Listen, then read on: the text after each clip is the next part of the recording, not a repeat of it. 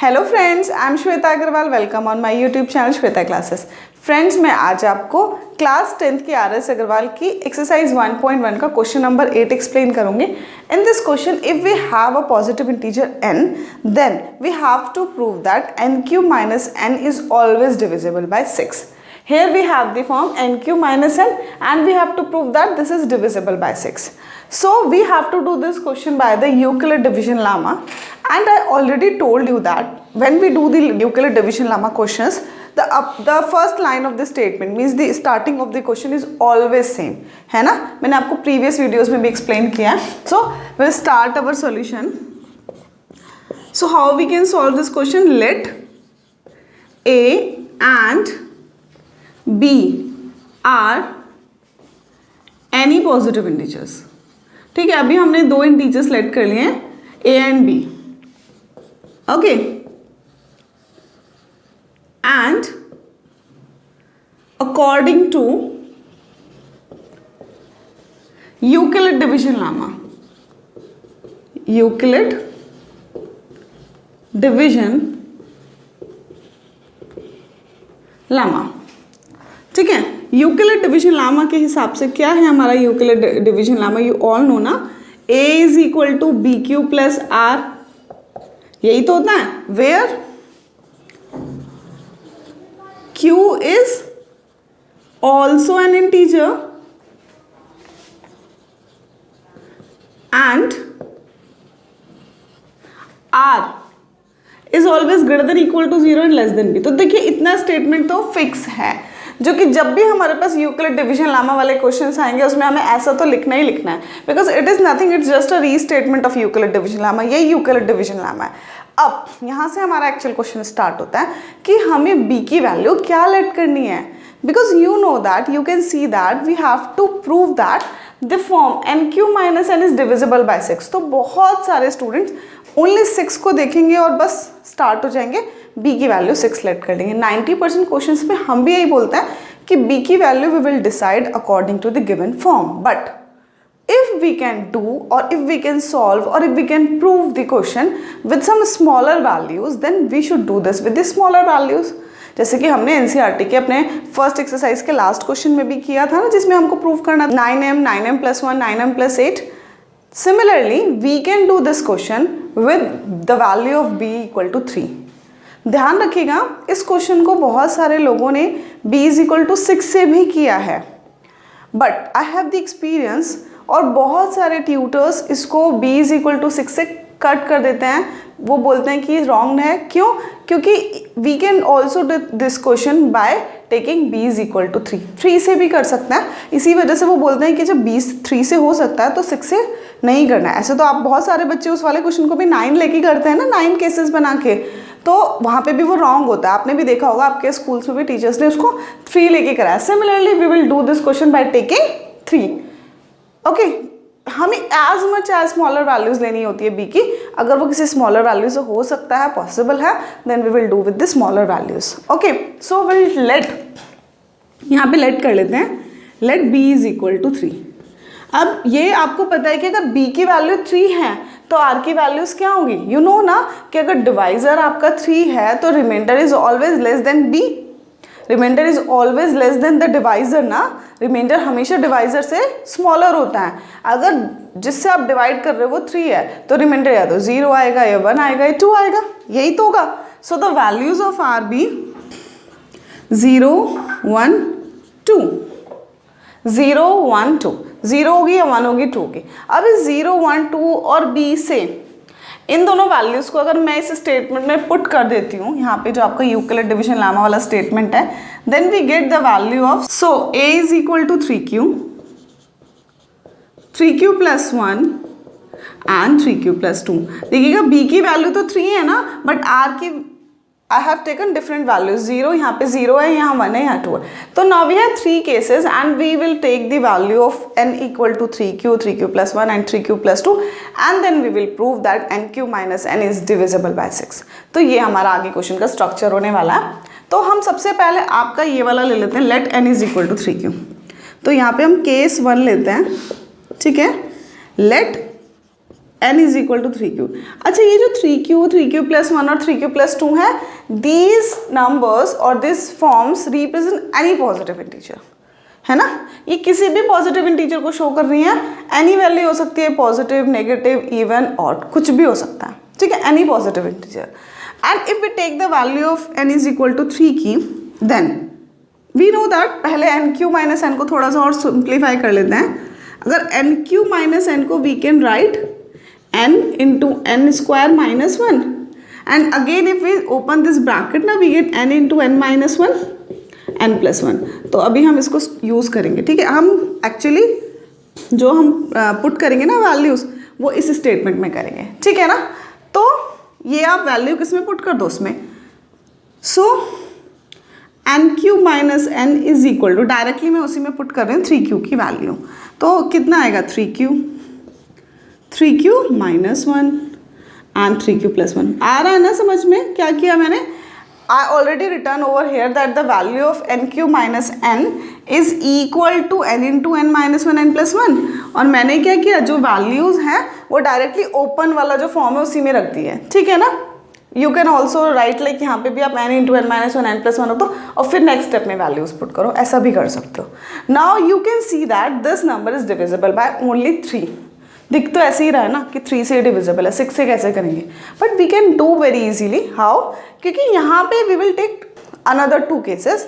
In this case, अगर आपका Q जो है वो इवन होगा, ध्यान रखिएगा, इवन या ऑड कुछ तो होगा ही ना, या तो इवन होगा या ऑड होगा। तो यहाँ पे हम बोलेंगे इसके अंदर, इफ Q इज इवन, अगर Q क्या आपका इवन है तो फिर क्या हो जाएगा, ऑब्वियसली इवन होगा तो ये पूरा का ये डिविजिबल बाय 2 हो जाएगा and the whole number. So Q is equal to 2 आ रहा है, ऐसे लिख सकते हो।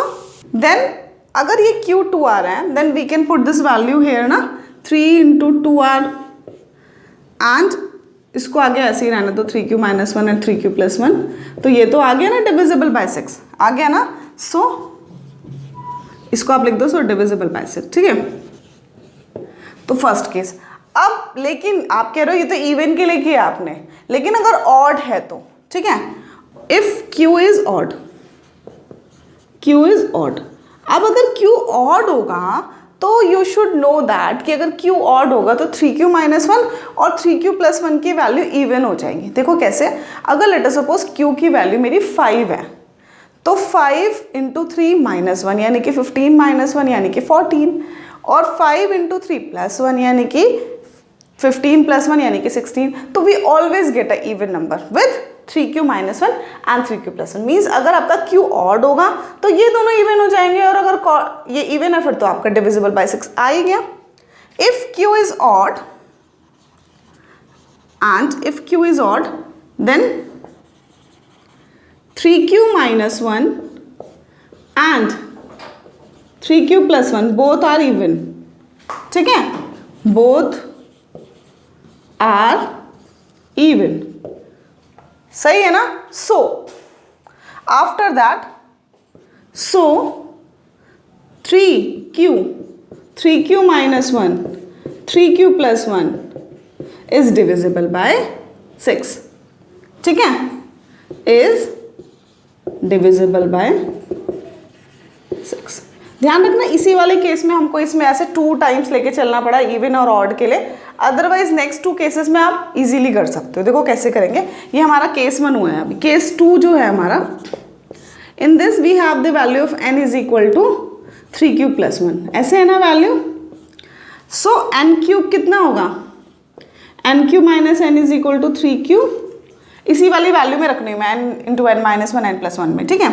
तो 3q plus 1 n into n minus 1 3q आ जाएगा ना, माइनस प्लस 1 माइनस 1 करेंगे तो, ठीक है ना, ऐसे प्लस 1 माइनस 1, तो ये कट हो जाएगा and we get 3q plus 1 plus 1, आ गया ना समझ में। Then we get 3q plus 1 3q and 3q plus 2, इतना आ जाएगा, मैंने सिंप्लीफाई कर दिया यहाँ पे। अब आप देखना कि दीज आर, ये वाला नंबर और ये वाला number, can you see that these are the consecutive numbers and we always know that the product of two consecutive numbers are always even. How? देख लो आप कोई भी दो consecutive उठा लो आप 1819, 2021, 1990, 9900, कोई से भी दो आप consecutive numbers लो, उनका product क्योंकि एक तो उनमें से even ही होगा ना, and this is divisible by 3, so the total multiplication is divisible by 6. So here we can write what we will write, and we will use this for part case 3 also. This case 3q plus 1 and 3q plus 2, ये दोनों क्या है is equal to 2r लिख दो और reason लिख देना, reason यहाँ पे लिख देना product of two consecutive numbers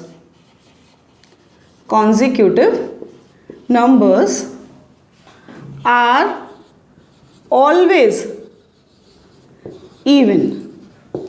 ठीक है, टू consecutive numbers का प्रोडक्ट जो होता है वो ऑलवेज इवन होता है. तो ये वैल्यू जो है यहाँ ऊपर अगर हम पुट करेंगे तो we get 2r into 3q ना, 2r into 3q and we get 6qr that is divisible by 6. ठीक है ना, केस 2 भी हो गया. Similarly we can do our last case, case 3. In case 3 next value of n is equal to 3q plus 2 and if we put this value in nq minus 1 na, we get 3q plus 2, 3q plus 2 और minus 1 करेंगे तो 3q plus 1 आ जाएगा ना, and 3q plus 3. ठीक है ना. Now we can write this into this is equal to 2r from the above statement. ये जो हमने लिखा है यहाँ से above, तो ये दोनों तो 2r हो जाएंगे और यहाँ से हम 3 कॉमन ले सकते, तो हो गया हमारा 6 से divisible. So we can write it, इन दोनों को 2r लिख दो एंड 3 कॉमन ले लो q plus 1. ठीक है ना. तो we can write it like 2r into, तो ये हो गया आपका 6r into q plus 1 and divisible by 6. ये भी क्या आ गया आपका डिविजिबल बाय 6. तो ये दोनों केस तो बहुत इजी था क्योंकि इसमें तो सिर्फ एक ही आपका चीज़ यूज़ हुआ है. क्या यूज़ हुआ है? ये वाला केस. ठीक है, जो आपने ये लिखा है ना, ये वाला, ये जो मैंने बॉक्स में लिख दिया, आपने इसी को यूज़ किया है. But in the first case we have to show that if the q is even and for the q is odd, means we have 3 cases in which the first case also have the 2 subparts a and b in which if the q is even and the q is odd. Okay, so here we have done this question. बहुत easy question था, but इस question को कर लीजिएगा और इसी तरीके से करिएगा. 100% बिल्कुल ठीक क्वेश्चन किया है. टीचर इस क्वेश्चन को कभी भी कट नहीं करेंगे. क्यों नहीं करेंगे? क्योंकि 6 पार्ट्स वाला हो सकता है कि कुछ टीचर्स करेक्ट कर दें, बट ये भी चांसेस हैं कि टीचर्स कट करेंगे. क्यों? क्योंकि मेरे खुद के स्टूडेंट्स हैं और बहुत सारे टीचर्स इसको कट भी कर देते हैं क्योंकि they are saying we can take और we can solve this question by taking b is equal to 3. So we have to take the as minimum as possible value of b, है ना. सब कितनी भी स्मॉलर से smaller value लेनी, ऐसे तो आप कितनी भी वैल्यू ले लोगे ना, फिर तो केसेस भी बढ़ जाएंगे. 6 केसेस के लिए हम प्रूफ करेंगे. ठीक है ना फ्रेंड्स, होपफुली आपको समझ आया होगा. नहीं आया तो मैं एक और बार री एक्सप्लेन कर देती हूँ.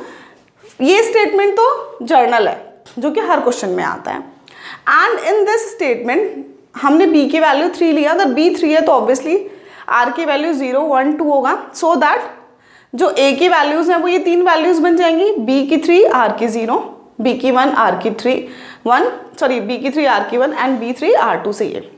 We have these 3 cases. nq minus n करना था, थोड़ा सा मैंने खोल के यहाँ पे फैक्टराइज करके दिखा दिया आपको. I will put directly in this form क्योंकि ईजी हो जाएगा. हर स्टेप पे फिर वरना बार बार आपको खोल खोल के दिखाना पड़ेगा. And first value for 3q हमारे पास ये 3 वैल्यूज आ गए. डिविजिबल बाय 3 तो ईजीली दिख ही रहा है, बट डिविजिबल बाय 6 दिखाने के लिए हमने फर्स्ट ले लिया कि इवन है. इवन में तो ऑलरेडी हो गया, और अगर ऑड भी है तब भी ये दोनों तो इवन ही आएंगे ना, तो टोटल हमेशा कैसा होगा? Divisible by 6. And similarly for the next 2 cases we have used the product of 2 consecutive numbers is always even, और 3 तो उसमें था ही, बस 6 से डिविजिबल आ गया. बहुत ईजी है और आप इसको ना वैसे भी देख सकते हो जर्नल जब भी आपके पास कोई क्वेश्चन आए तो उसको जर्नलाइज करके सोचा करो। जैसे कि आपको बोल रहे हैं 3 consecutive, actually this is nothing, this is a 3 consecutive numbers. n से एक पहले वाला और n से एक बाद वाला, यही तो बोला ना 3 consecutive numbers are divisible by 6। आप कोई भी 3 कॉन्जिक्यूटिव नंबर्स उठा लो, क्या वो डिविजिबल बाय 6 नहीं होते? होते हैं। देखिएगा 5 6 7 ये तो है ही, और को उठाइए 7 8 9, 8 में से 2 निकल गया और 9 में से 3। इनफैक्ट ये तो किससे डिविजिबल है? 36 से भी डिविजिबल है ना। तो कोई भी 3 नंबर्स आप उठा लो, 3 4 5 5 6 7 7 8 9, कोई भी आप लोगे तो हमेशा डिविजिबल बाय 6 आएगा। इस क्वेश्चन को एक और फॉर्म में भी दिया होता है और वहाँ पे भी हम बिल्कुल सेम करते हैं, बस यहाँ पे जैसे n³ -1 दिया है ना, वहाँ पे वो दे देते हैं n into n+1 into n+2, और बिल्कुल हमको सेम इसी तरह से करके लेना पड़ता है, क्योंकि n इंटू n+1 n+2 से भी तो क्या होता है? 3 कॉन्जिक्यूटिव नंबर्स ही होता है ना। तो उसमें भी आप बिल्कुल सेम प्रोसेस से करोगे। अगर नहीं आएगा वो क्वेश्चन पे आप अटकते हो तो you can ask me, I will upload a video for this also. ठीक है ना फ्रेंड्स, होपफुली आपको समझ आ गया होगा। यूक्लिड डिवीजन लेमा या मैथ से रिलेटेड आपके पास कोई भी डाउट है, you can ask me, I will try कि आपके सारे डाउट्स के लिए मैं वीडियोज़ अपलोड करूँ। आप लोगों को बोर्ड एग्जाम 10th में बहुत अच्छे मार्क्स ऑब्टेन करना है, बहुत अच्छे से अपने रिजल्ट को बहुत अच्छा करना है श्वेता क्लासेस के साथ स्टडी करके। फ्रेंड्स, अगर आपको मेरे साथ क्लास 10th का सिलेबस करने में मज़ा आ रहा है तो please like share and subscribe my channel. Thank you so much friends.